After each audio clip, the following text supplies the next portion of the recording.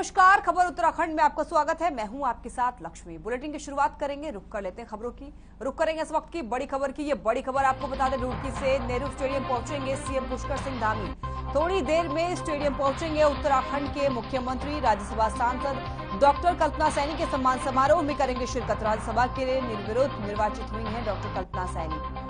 ये बड़ी खबर आपको बता दें, रुड़की से नेहरू स्टेडियम पहुंचेंगे मुख्यमंत्री पुष्कर सिंह धामी। राज्यसभा सांसद डॉक्टर कल्पना सैनी के सम्मान समारोह में करेंगे शिरकत। राज्यसभा के लिए निर्विरोध निर्वाचित हुई हैं डॉक्टर कल्पना सिंह सैनी। ये बड़ी खबर आपके सामने है, रुड़की से आपको बता रहे हैं। थोड़ी ही देर में रुड़की नेहरू स्टेडियम पहुंचेंगे मुख्यमंत्री पुष्कर सिंह धामी।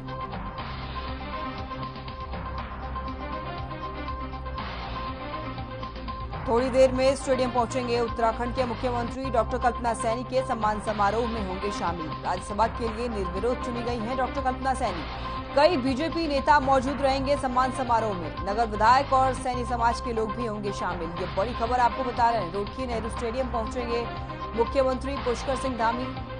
राज्यसभा सांसद डॉक्टर कल्पना सैनी के सम्मान समारोह में करेंगे शिरकत। राज्यसभा के लिए निर्विरोध निर्वाचित हुई हैं डॉक्टर कल्पना सैनी।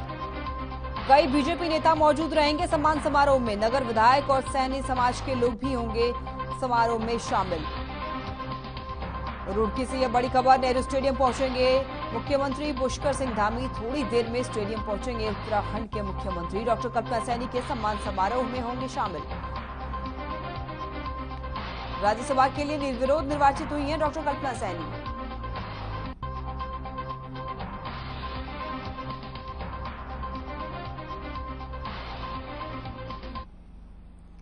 उत्तराखंड में चार धाम यात्रा अपने चरम पर है। यात्रा में बारिश खलल डाल सकती है। इसको लेकर मौसम विभाग ने 26, 27 और 28 जून को बारिश का येलो अलर्ट जारी किया है। इस दौरान कहीं कहीं भारी बारिश भी हो सकती है। इस बदलाव को प्रदेश में मानसून आने का प्रबल संकेत माना जा रहा है।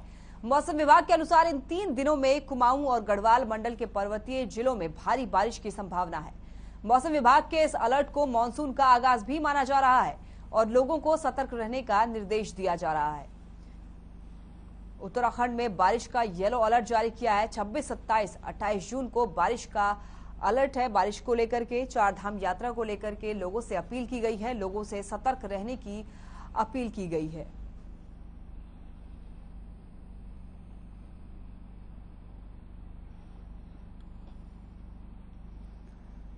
उत्तराखंड में बारिश का येलो अलर्ट जारी किया गया है। 26, 27 और 28 जून को बारिश को लेकर के अलर्ट जारी किया गया है। लोगों को सतर्क रहने की अपील की गई है।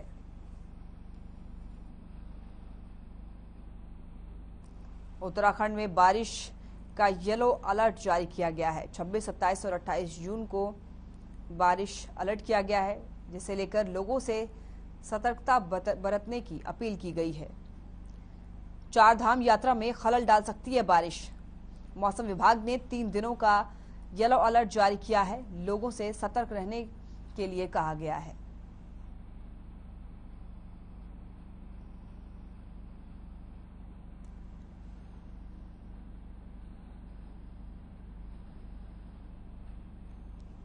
और आज जो एक्टिविटी है, खासकर जो कुमाऊं रीजन है उसमें कहीं कहीं पर रहेगी। उसमें जो अंदर के डिस्ट्रिक्ट है जैसे पिथौरागढ़ और बागेश्वर है, तो उसमें तो मैं समझता हूँ कि कई जगहों अनेक जगहों तक में हल्की से मध्यम बारिश, रेन थंडरस्टॉर्म एक्टिविटी वहाँ पर वो देखने को मिलेगी। लेकिन बाकी जो कुमाऊं के हिल्स है उसमें कहीं कहीं पर रेन थंडरस्टॉर्म आज भी देखने को मिलेंगे। और उसके अलावा गढ़वाल क्षेत्र की बात करें तो देहरादून डिस्ट्रिक्ट में एका दुक्का जगहों में जो रेन थंडरस्टॉर्म एक्टिविटी हल्की मध्यम।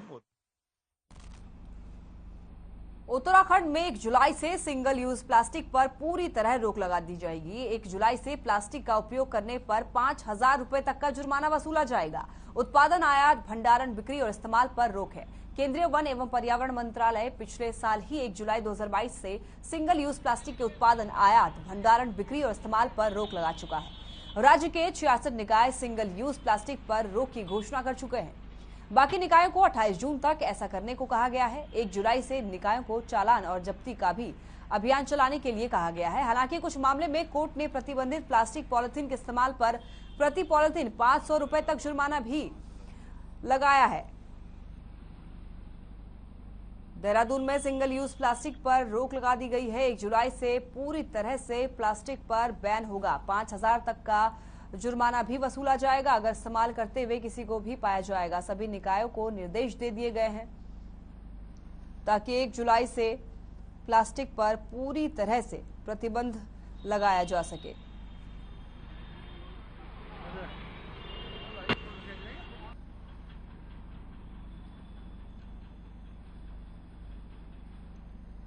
एक जुलाई से उत्तराखंड में सिंगल यूज प्लास्टिक पर पूरी तरह से बैन लगा दिया जाएगा। प्लास्टिक के उत्पादन, आयात, भंडारण, बिक्री और इस्तेमाल पर रोक लगा दी जाएगी। आदेश न मानने पर 5,000 रुपए का जुर्माना वसूला जाएगा। 1 जुलाई से उत्तराखंड में सिंगल यूज प्लास्टिक पर पूरी तरह से बैन होगा। किसी को भी अगर प्लास्टिक यूज करते हुए पाया गया तो 5,000 का जुर्माना वसूला जाएगा। कहा यह भी जा रहा है कि एक प्लास्टिक पर 500 रुपए तक का जुर्माना वसूला जा सकता है। तो 1 जुलाई से पूरी तरह से प्लास्टिक पर बैन लगा दिया जाएगा। लोगों से जुर्माना भी वसूला जाएगा। जो लोग प्लास्टिक का इस्तेमाल करते हुए पाए जाएंगे उनसे 5,000 का जुर्माना वसूला जाएगा। तो लोग अब प्लास्टिक का इस्तेमाल करना भूल जाएं, वरना 5,000 रुपए देने के लिए तैयार हो जाएं, क्योंकि 1 जुलाई से सिंगल यूज प्लास्टिक पर रोक लगा दी जाएगी।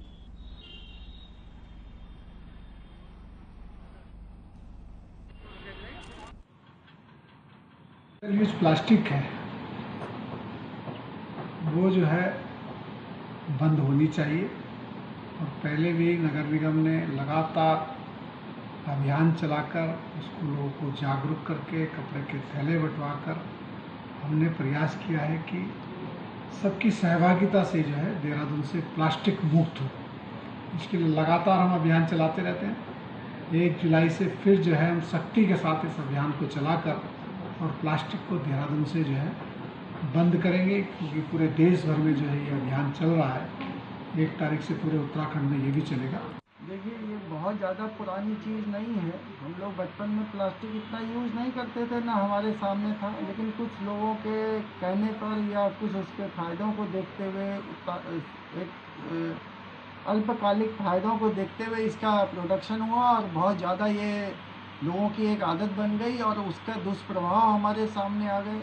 और उन दुष्प्रभावों का कोरिलेशन जो हमारे रिसर्च वर्कर्स ने, साइंटिस्ट ने किया, तो ये पाया कि it is very toxic, carcinogenic, यानी वो जो कैंसर को प्रमोट करते हैं।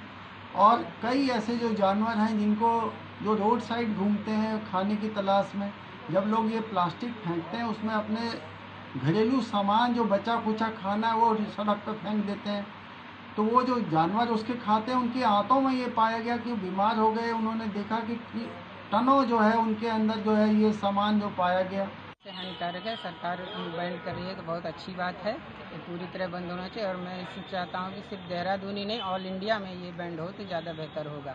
इससे बहुत तरह की बीमारियाँ फैलती हैं, मरीजों को कैंसर भी होता है। और भी प्लास्टिक में जैसे आप सामान ले जाते हैं, ले आते हैं, उससे भी बहुत तरह का प्रॉब्लम होती है, बहुत तरह की परेशानियाँ होती हैं। प्लास्टिक बैन होना चाहिए सर। जिस हिसाब से देखा जाता है कि प्लास्टिक ना तो जलता है, जलने के बाद भी इसका पोल्यूशन रहता है, और क्या कहते हैं अगर मिट्टी के नीचे भी वो गलता नहीं है, तो फिर हम तो ये यूज़ करते हैं। ये प्लास्टिक की जगह पॉली बैग की जगह ये यूज़ करते हैं, जो कस्टमर को हम ये देते हैं, इसमें दवाइयाँ या कुछ भी इसमें देते हैं। और बाकी जब हम मार्केट में जाते हैं तो अपना बैग लेके चलते हैं साथ में, हम उसी में अपना सामान रख के लेके आते हैं, उसी में रख के जाते हैं। सरकार का जो फैसला है प्लास्टिक बैन का, ये पूर्णतः सही है। प्लास्टिक पूर्णतः बंद हो जाना चाहिए। और प्लास्टिक से बहुत सारा परेशानियाँ होती है। खान पान में सामान जो ले जाते हैं वो प्लास्टिक में एकदम बिल्कुल प्रयोग नहीं करना चाहिए। वही प्लास्टिक नदी में जाती है, जानवर खा लेते हैं, जानवर मर जाते हैं। और वही प्लास्टिक नदी को भी प्रदूषित करते हैं और वो पानी फिर पीते, फिर बड़ा बीमारी जैसे कैंसर का शिकार होते हैं। ये सब मतलब प्लास्टिक पूर्णतः बंद हो जाना चाहिए। ऋषिकेश में अगर 1 जुलाई से कोई भी दुकानदार और ग्राहक सिंगल यूज प्लास्टिक का इस्तेमाल करता हुआ पाया जाएगा तो उसके खिलाफ नगर निगम सख्त कानूनी कार्रवाई करेगा। इस मामले में किसी भी तरह की नेतागिरी भी बर्दाश्त नहीं की जाएगी। नगर निगम की मेयर अनिता ममगाई ने इस संबंध में व्यापारियों के साथ बैठक कर पहले ही सहयोग ले लिया है। व्यापारियों ने सिंगल यूज प्लास्टिक को शहर से हटाने में पूरा सहयोग देने का भरोसा दिया है। इस संबंध में नगर निगम की मेयर ने जनता से सहयोग की अपील की है।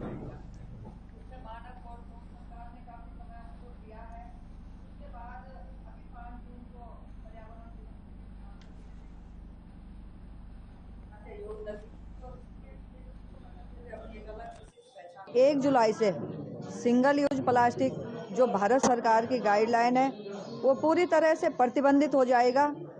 लगातार हम उसके लिए जन जागरूकता अभियान चला रहे हैं। आप होर्डिंग, बैनर, पोस्टरों के माध्यम से आप देख रहे होंगे कि सभी को जागरूक किया जा रहा है। कल से हमारी पूरे शहर में मुनादी शुरू हो जाएगी और हमारे जो भी पैम्पलेट छपा रखे हैं जागरूकता के वो बांटने शुरू हो जाएंगे। बहुत पहले से फैला रहे हैं। इसमें हमने 2 महीने पहले ही जो यहाँ के व्यापारीज हैं उनकी बैठक ले ली थी और उनको सिंगल यूज़ प्लास्टिक के बारे में बताया गया था कि इसका उपयोग ना करें और क्योंकि ये बैंड आइटम्स हैं अब। और अभी 15 दिन पहले भी माननीय मेयर मैडम की अध्यक्षता में एक बैठक हुई थी, उसमें भी सभी व्यापारियों को बुला के इसके बारे में अवगत करा दिया गया था। और चूँकि भारत सरकार के द्वारा ये अधिसूचना जारी की गई है और इसमें 1 जुलाई से सभी तरह के प्लास्टिक्स जो कि सिंगल यूज़ प्लास्टिक्स हैं और एक माइक्रॉन्स 75 माइक्रॉन्स या उससे कम के हैं। ये व्यापारियों ने पहले भी पूर्णतः सहयोग किया है सिंगल यूज़ प्लास्टिक के बंद होने पे। फिर बीच बीच में ढिलाई आ जाती है, बाहर से माल आ जाता है। लेकिन पिछली बार जब छापेमारी हुई थी तो ऋषिकेश के आधे थोक व्यापारी जो सिंगल यूज़ प्लास्टिक सेल करते थे उन लोगों ने अपना व्यापार ही कन्वर्ट कर लिया। प्लास्टिक को हटा के पेपर के कप्स हो गए, पेपर के स्ट्रॉज हो गए, उस चीज़ पे, लिफाफों पे। एंड इस बार UNDP की टीम के साथ, नगर निगम के साथ जब हम 1 महीना पहले बैठे थे, बहुत लंबी एक बैठक हुई थी 2 घंटे की। उसमें हमने समझा था कि क्या क्या 75 माइक्रोन से नीचे क्या क्या आता है, वो बैन क्यों है, उसका ऑल्टरनेट क्या है। रुड़की में नगर निगम की बैठक में जोरदार हंगामा देखने को मिला। शहर के कुछ पार्षदों ने मेयर गौरव गोयल पर शहर के विकास कार्यों में बाधा बनने का आरोप लगाते हुए हंगामा किया है। पार्षद ने मेयर गौरव गोयल पर आरोप लगाया है कि उन्होंने नगर निगम के बजट के प्रस्ताव को पास होने से रोक दिया है। बताया जाता है कि कुछ पार्षदों की अपनी वार्ड में ही स्थिति काफी ज्यादा खराब है, लेकिन वो मेयर का चुनाव लड़ने का सपना देख रहे हैं, जिस कारण वो अपने क्षेत्र में लोगों के हितों के कार्यों को छोड़कर बोर्ड की बैठक में हंगामा कर शहर के विकास में बाधा बनने का काम कर रहे हैं। मेयर का कहना है कि चुनाव लड़ना सबका अधिकार है, लेकिन शहर में विकास में बाधा बनना ठीक नहीं है। वहीं पार्षदों का कहना है कि बैठक में कोई सक्षम अधिकारी नहीं होने के कारण बजट बैठक को एक बार फिर स्थगित कर दिया गया है। MNA की मौजूदगी में बैठक को होना था, लेकिन उनकी ड्यूटी बाहर होने के चलते बैठक में बजट पास नहीं हो पाया। नगर निगम की बैठक में जोरदार हंगामा हुआ। कुछ पार्षदों ने बैठक में हंगामा किया है। पार्षदों ने मेयर पर आरोप लगाया है, विकास कार्य में बाधा बनने का आरोप लगाया गया है पार्षदों पर।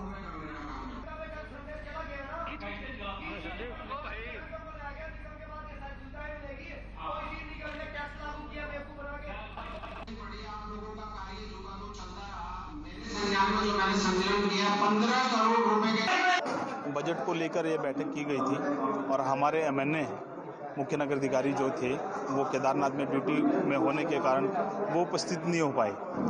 और विषय ये था कि बजट जब पिछली 23/4/2022 को जो बोर्ड की बैठक हुई थी उसमें बजट को स्थगित किया गया था। जब बजट स्थगित होने के बावजूद भी इन्होंने 15 करोड़ रुपए के लगभग कार्य नगर निगम में किया। आप लोगों का कार्य जो का तो चलता रहा। मेरे संज्ञान में जो मैंने संकलन किया 15 करोड़ रुपए के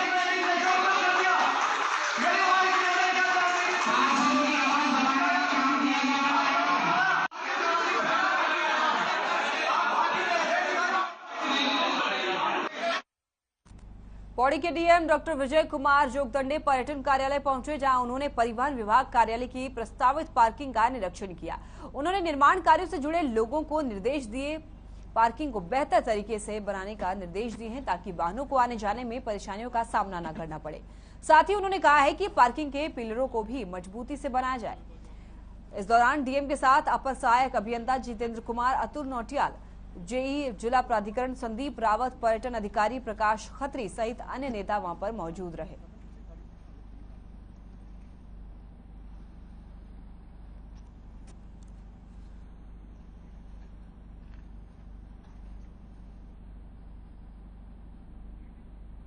डीएम पर्यटन कार्यालय पहुंचे, जहां पर पार्किंग का निरीक्षण किया, साथ ही लोगों को निर्देश भी दिए। अधिकारियों को सख्त निर्देश दिया। यहां पर डीएम ने पर्यटन कार्यालय पहुंचकर जिलाधिकारी ने पार्किंग का निरीक्षण किया और साथ ही अधिकारियों को सख्त निर्देश भी दिए गए हैं।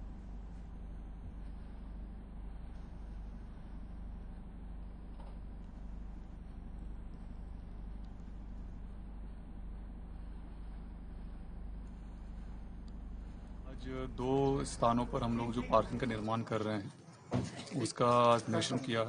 निरीक्षण के दौरान पर्यटन विभाग का जो कार्यालय है उसके सामने हम लोग जो है 60 गाड़ियों की पार्किंग का निर्माण कर रहे हैं। उसके लिए स्थान चयन किया गया है और संबंधित विभाग द्वारा डीपीआर तैयार किया गया है। शासन स्तर पर इस संबंध में अभी प्रक्रिया विचाराधीन है और जैसी धनराशि स्वीकृत हो जाएगी उस पर निर्माण कार्य प्रारंभ हो जाएगा। इसके अलावा आरटीओ कार्यालय के पास में भी हम लोगों ने एक पार्किंग का प्रपोजल तैयार करने के लिए अधिशासी अभियंता आरडब्ल्यू से प्रस्ताव तैयार करवाया है और यहाँ पर हमारी जो भूमि है ये वन पंचायत की भूमि है, उनसे एनओसी प्राप्त कर लिया है।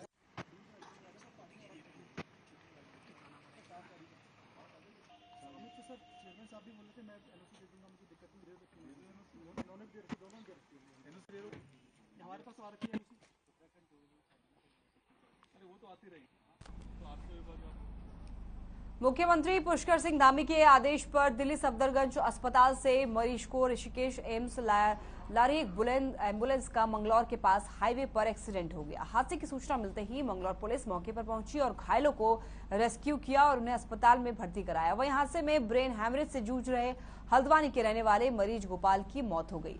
दुर्घटना में एम्बुलेंस ड्राइवर, मृतक की मरीज की पत्नी और फार्मासिस्ट को भी चोट आई है। हल्द्वानी निवासी गोपाल को ब्रेन हैमरेज हो गया है, जिसके इलाज को लेकर लाखों का खर्च आया है, जिसकी वजह से उनके परिवार की आर्थिक स्थिति काफी ज्यादा खराब। हालत खराब गंभीर होने पर उन्हें दिल्ली के सफदरगंज अस्पताल में भर्ती कराया गया था। अस्पताल में जिंदगी और मौत से जूझ रहे पिता के इलाज के लिए पैसे नहीं होने पर उनकी 2 मासूम बेटियों ने लोगों से दान मांगा, जिसके बाद सूबे के मुख्यमंत्री पुष्कर सिंह धामी ने परिवार को 1 लाख रुपए की तुरंत सहायता प्रदान कर उनके इलाज करवाने का परिजनों को आश्वासन दिया था। इसके बाद गोपाल को दिल्ली के सफदरगंज अस्पताल से ऋषिकेश एम्स में इलाज के लिए लाया जा रहा था और इसी बीच उनको लेकर आ रही एम्बुलेंस का मंगलौर के मुडियाकी गांव के पास हाईवे पर एक्सीडेंट हो गया।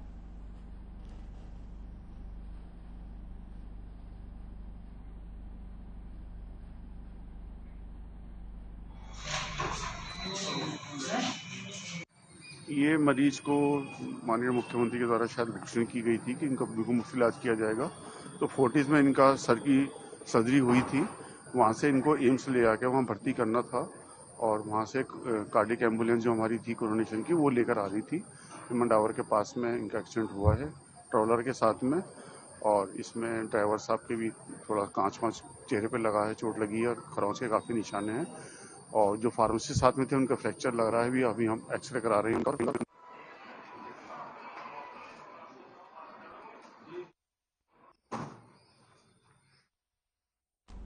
श्रीनगर में नैथाना पुल से कूदकर एक 25 साल की महिला ने आत्महत्या की है। महिला ने छलांग लगाते वक्त सुसाइड नोट पुल पर ही छोड़ दिया था।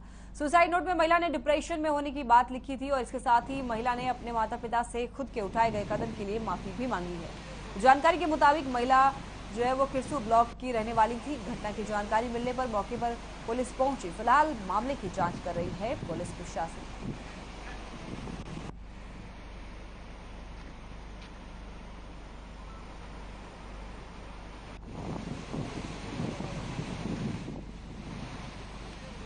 एक 25 वर्षीय महिला ने पुल से कूदकर आत्महत्या कर ली, जिसके बाद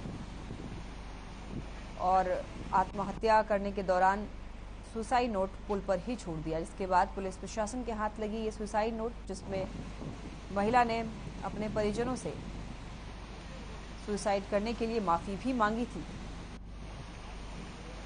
साथ ही सुसाइड नोट में महिला के डिप्रेशन में होने की भी बात खुलकर बाहर आई है।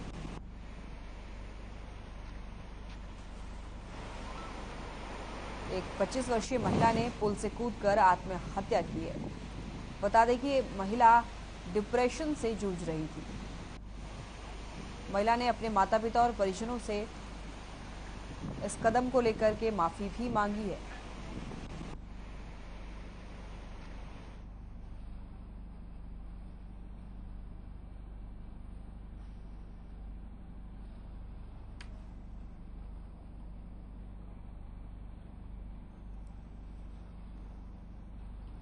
कालाढूंगी के वदरामपुर से एक दिल दहला देने वाली घटना सामने आई है। यहां एक बाप ने अपने ही बेटे पर कुल्हाड़ी से हमला किया है, जिसके बाद परिवार के लोगों ने लड़के को अस्पताल में भर्ती कराया है। घटना की जानकारी मिलने पर पुलिस मौके पर पहुंची और आरोपी पिता को गिरफ्तार कर लिया। बताया जा रहा है कि आरोपी पिता नशे का आदी है। कालाढूंगी में एक बाप ने अपने ही बेटे पर वार किया है। बेटे पर कुल्हाड़ी से एक बाप ने वार किया है। घायल बेटा अस्पताल में भर्ती है। इस पूरे मामले की जानकारी मिलने पर पुलिस मौके पर पहुंची और पिता को गिरफ्तार किया। हालांकि बताया यह भी जा रहा है कि पिता नशे का आदी है।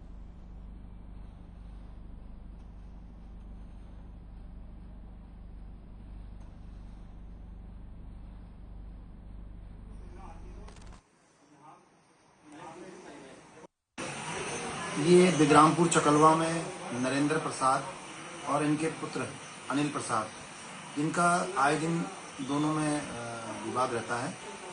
तो कल प्रातः के समय नरेंद्र प्रसाद ने अपने पुत्र अनिल को शराब के नशे में कुल्हाड़ी से मार दिया, जो इस समय आईसीयू में भर्ती है और जिसकी स्थिति गंभीर बनी हुई है। अभियुक्त नरेंद्र प्रसाद को पुलिस द्वारा गिरफ्तार कर लिया गया है और बाद मेडिकल इसे माननीय न्यायालय से पेश किया गया है। नाबालिग बेटी की शादी करवाना ऋषिकेश की एक महिला को बहुत भारी पड़ गया। बताया जा रहा है कि मनसा देवी मंदिर में एक मां अपनी नाबालिग बेटी की शादी करवा रही थी, लेकिन पंडित ने शादी में मंत्र पढ़ने से इनकार कर दिया। वही मेरठ से दूल्हा बनकर आया युवक गुस्से में नाबालिग दुल्हन को लेकर फरार हो गया। दुल्हन की ताई ने मामले की जानकारी पुलिस को दी, जिसके बाद कार्रवाई करते हुए पुलिस ने दुल्हन की मां, दूल्हे और उसके कुछ साथियों को गिरफ्तार किया है।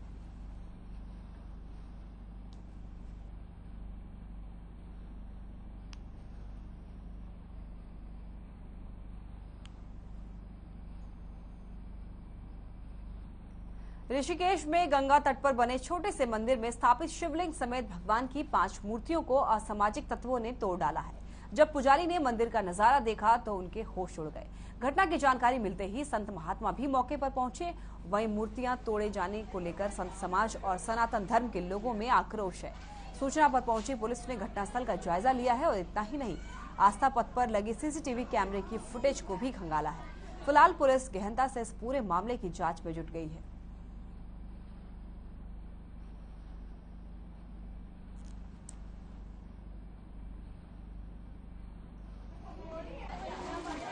इसके लिए सर हम ये कहना चाहेंगे कि रात पंडित जी जो है 8 बजे मंदिर बढ़ा के गए। उसके बाद 10-11 बजे तक यहाँ पे सभी लोग रहते हैं घूमने वाले। लेकिन अभी जब सवेरे पंडित जी आए हैं तो यहाँ पे माता पार्वती की, गणेश जी की, कार्तिकेय की, नंदी महाराज की मूर्ति थी, जिनको तोड़ के पत्थर से चूरा चूरा कर दिया और शिवलिंग को बीच में से तोड़ के उसके ऊपर पत्थर रखा हुआ है। जिस पत्थर से तोड़ा है वो आप देख सकते हैं वहाँ पे ये नीचे मंदिर में जिसको। और अब उस टाइम पे जल थोड़ा नीचे था, अब जल स्तर थोड़ा बढ़ गया है तो इसलिए यहाँ पे साफ लग रहा है। तो ये जिस किसी ने भी किया है, हम नाम नहीं लेना चाहते, लेकिन ये हमारे हिंदुओं का तो काम है नहीं जो हमारे भगवान को तोड़ें, क्योंकि उनको तोड़ने में हमारा भी कलेजा हिल जाएगा। जिसने भी किया है उसको हम यही चाहेंगे कि भगवान भी सजा देंगे और हम भी इसका पुरजोर विरोध करेंगे। पता ही नहीं सर क्या मामला है, पहले भी ऐसे हुआ है।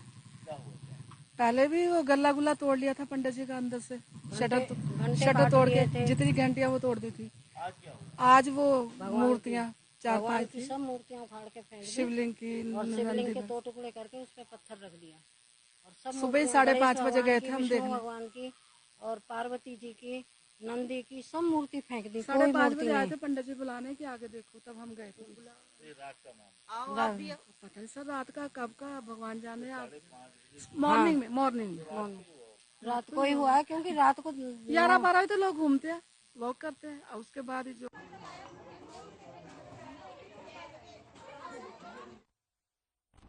अल्मोड़ा में सड़क किनारे अवैध रूप से मिट्टी डालने का काम धड़ल्ले से चल रहा है। यहां डंपिंग जोन चिन्हित होने के बावजूद भी लोग प्रतिबंधित क्षेत्र में सड़क किनारे अवैध रूप से मिट्टी डाल रहे हैं, जिससे सड़क के किनारे मिट्टी के ढेर लग चुके हैं।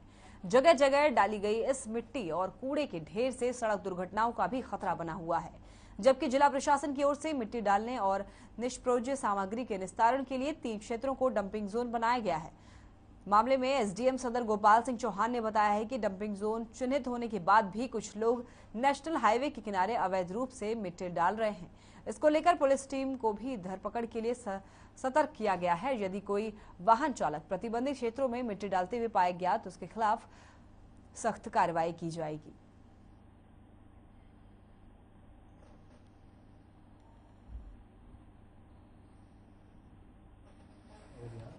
पाताल देवी भी हमने अभी फिलहाल बंद करवा रखा है, क्योंकि उससे पानी की लाइन डैमेज हो रही थी।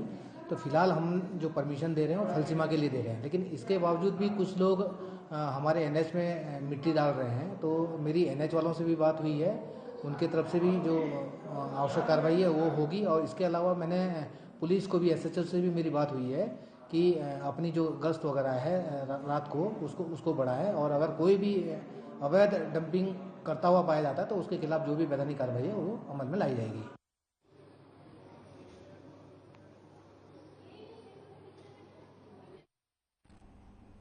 खबर सितारगंज से है, जहां Zydus wellness products limited factory के वर्कर्स का धरना अभी भी जारी है। बताया जा रहा है कि ये वर्कर्स करीब 8 दिनों से फैक्ट्री के गेट के बाहर प्रदर्शन कर रहे हैं, साथ ही फैक्ट्री प्रबंधक के खिलाफ जमकर नारेबाजी भी कर रहे हैं। दरअसल फैक्ट्री मालिक ने अचानक फैक्ट्री बंद कर दी है। गुस्साए लोगों ने प्रबंधन के खिलाफ मनमानी का आरोप लगाया है। घटना के बाद सितारगंज विधायक और उत्तराखंड सरकार में कैबिनेट मंत्री सौरभ बहुगुणा ने मामले का संज्ञान लिया है। संज्ञान लेकर कंपनी वर्कर्स को आश्वासन दिया है।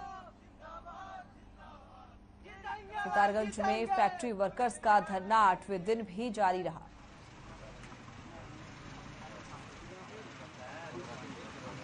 आठ दिन हो चुके हैं आज। तो शुरुआती दिनों में हमारे पास शासन की तरफ से आए थे और वो आश्वासन देके गए कि कंपनी प्रबंधन के खिलाफ एक संवैधानिक कार्रवाई की जाएगी और उसके जहां हेड ऑफिस है वहां पर एक नोटिस भेजा जाएगा कि वो ये सारी चीज़ों को सॉल्व आउट करे और जो हमारी बातें हैं उनको समझे और डीएलसी और इस एएलसी के मध्य जो है वो प्रस्तुत हो।